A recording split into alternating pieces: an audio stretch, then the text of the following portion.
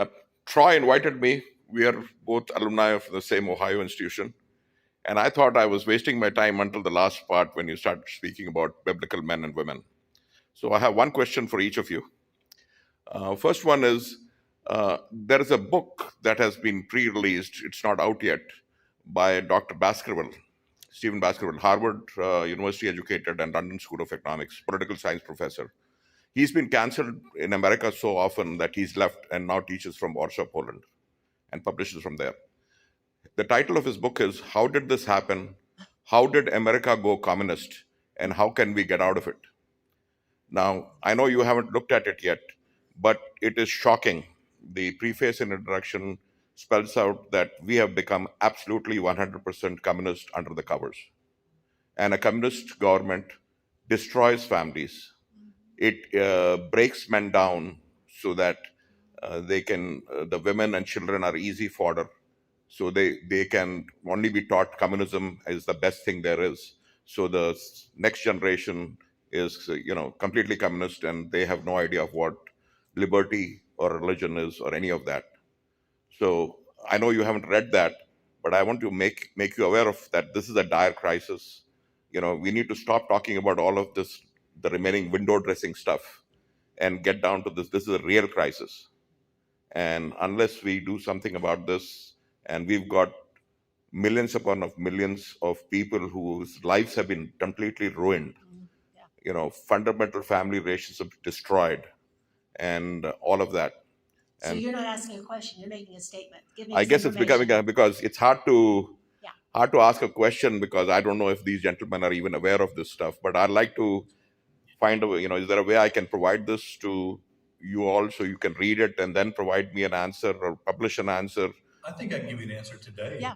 To at least what I interpret your theme to be, and you can tell Got me one more question. if I hit it correctly or not. But you're not wrong. You're exactly right. Yeah. There is when we talk about communism, sometimes we just think of the big red machine, Russia, and we think of communism in that sense. But really, when you break it down into the philosophy of socialism or communism, it absolutely is a cancer. And in fact, anybody who doesn't believe that, just show me somewhere throughout the world in any period of history where communism or socialism flourished and made the community flourish and made people flourish. You won't be able to find it. We all know that in this room, that it doesn't work.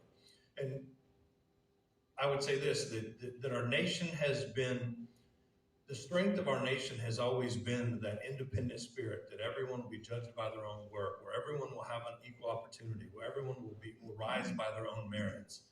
But even our forefathers, even our early fathers told us that when people realize they can start to vote themselves largesse from the public treasury, they can start to vote themselves treasures from the public treasury, then all is lost. And if you look at our nation now, where we're $30 trillion in debt, and every year when Congress passes another budget, and we realize that they didn't do anything to tighten their belts. In fact, now we're just continuing to give out more rewards and awards and more special perks to special groups and interests all over the country from the national budget. You realize this started a long time ago, this slide towards that nationally, we're in it to see what can we get for ourselves? What can we take from the budget? What can we take from the national budget, which is really just taking from our brothers and sisters in our community. If you look back over our nation's history, quite frankly, I think you'll see periods where, as we've been on this kind of slow decline, things stop and even get better, but it's always been national emergencies. It's been some kind of either a war or a disaster. But if you look back and you see there's these moments in time where our country rallies together and we seem for a period of time to kind of change course and do better. And it's a shame that it seems that we need those kinds of wake-up calls in our national history, but that does seem to be the pattern. And if you look at nations all across history and across the world, I think that's the pattern you see everywhere, is that nations begin to break down over time as people get complacent and as that work ethic begins to decline. And there's so many people that talk about this so much better than me. Mike Rowe is one that does a wonderful job talking about that American work ethic and how we need to get that back. And I think that goes right to the heart of that cancer that is communism or socialism, that's lost sometimes on our youngest generation. Every new generation thinks that's their brand new idea, and it's a great idea. Hopefully they'll grow out of that quickly. But we need to grow out of it collectively as a nation as well, and find our way back to the roots of realizing our blessings from the Lord, and realizing that we were built as a nation that's different than every other nation before us. Getting back to that is so critical for us, because if we don't, we can see what happens to nations in decline. That's right. And I think, in addition, I think a lot of that has to do with the men being out of place. Because historically, whether you're a Christian or not, you recognize that when men were removed from their position of leadership in the family, it broke down all of society. And so that's why I believe it's very important and strategic that this day and age, if we're going to get back to our foundations are built on men. And so it's time for men to rise up and be men and take their places in government, in family, in the church, in society, and be the men that God has called them to be. Because God didn't call us to be running around here in tutus. He called us to be men of valor, to be men of war when the time comes, and to be men that stand firm and take action. And this is the day that, as men, we have to stand firm in our principles and in our conviction and take action. When we get women that go to school board meetings and nothing happens. You know when things happen? When men show up at the school board meeting. You know when things happen in the city council? When men show up. They're used to women going to the meetings and talking and complaining and fussing. But when you get 100 men at a school board meeting, the school board listens. When you get 100 men at a county commissioners court meeting, the commissioners are like, okay, this is a serious issue. We need to go into executive session and figure out how we're going to address this, because we got 100 men today. We might have 500 next week. So we've got to really deal with this. We can't put this under the table like we normally do.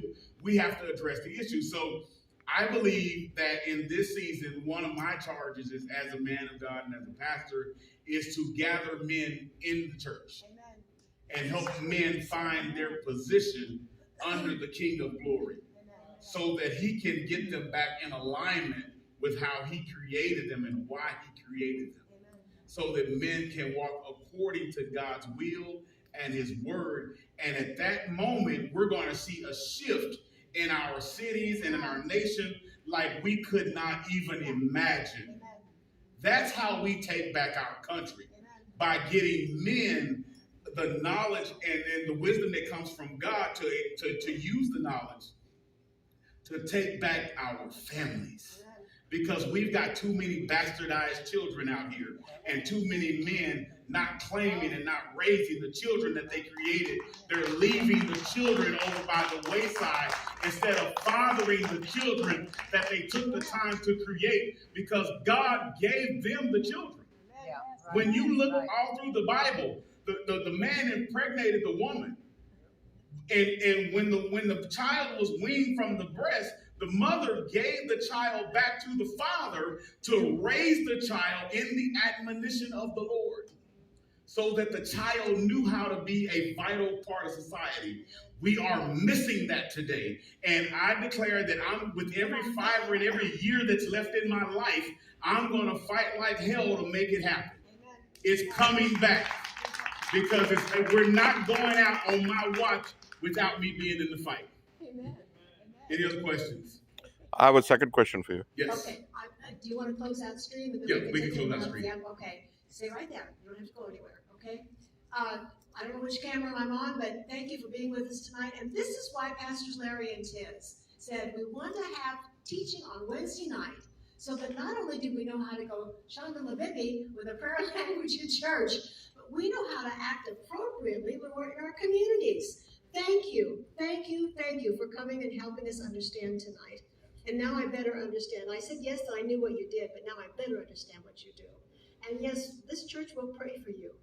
You're a man of integrity and a man of God, and we're proud to have you. Thank you. And if you want to learn more about what Judge Hill is doing in Collin County, go to chrishill.org, right? .us. Okay, chrishill.us to learn more about what he's doing in Collin County. chrishill.us. Amen. Stream, thanks for being with us, and we'll see you next Wednesday. Bye now.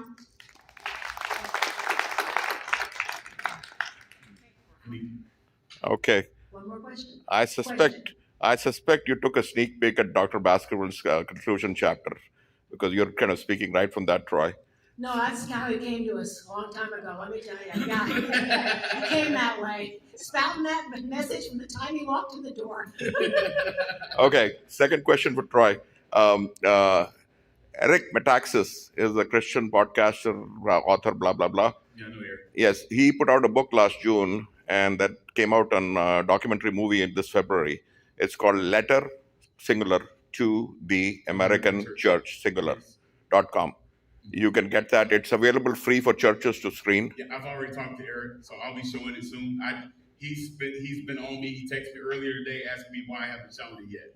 Yes, and I told him it's coming. I got a lot of stuff in the pipeline. I'm running for vice chair of the Republican Party of Texas. Amen. And a whole lot of other stuff that I have going on. And I told him I haven't forgotten that he asked me to show it. I am going to show it. We're showing The Chosen this coming Friday of season 4, 1 and 2, and then episode 1 and 2, and then, but it is coming down the pipeline. I just haven't gotten to it yet because my problem is I know so many people, and I know so many people doing great things that they all reach out to me saying, "Hey, can you help? Can you get this out or get that out?"